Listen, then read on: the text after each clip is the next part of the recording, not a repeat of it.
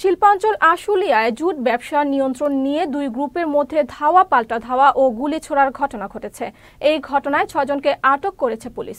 মঙ্গলবার বিকেলে আশুলিয়ার স্বনির্ভর ধামসোনা ইউনিয়নের বাইপাইল কাইচাবাড়ি এলাকার প্রুডেন্ট ফ্যাশন এলটিডি তৈরির পোশাক কারখানার সংলগ্ন এলাকায় এই ঘটনা ঘটে। পুলিশ জানায়, বাইপাইল কাইচাবাড়ি এলাকায় দুই গ্রুপ মুখোমুখি অবস্থান নেয়। এক গ্রুপের হাতে দেশীয় অস্ত্র ছিল। মুখোমুখি অবস্থানকালে এক গ্রুপ অপর গ্রুপকে লক্ষ্য করে গুলি ছোড়ে। খবর পেয়ে ঘটনাস্থলে গিয়ে 6 জনকে আটক করে পুলিশ। আটকদের জিজ্ঞাসাবাদ চলছে।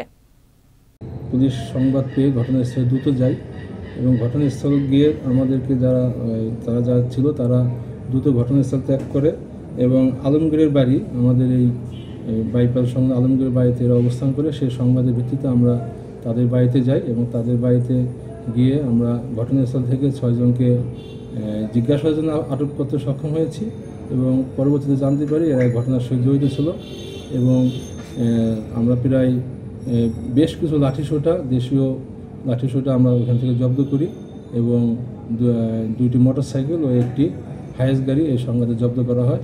ঘটনার বিষয়ে আমরা তদন্তাধীন আছে, আরও বিস্তারিত তদন্ত করে আমরা আইনগত প্রক্রিয়া গ্রহণ করব।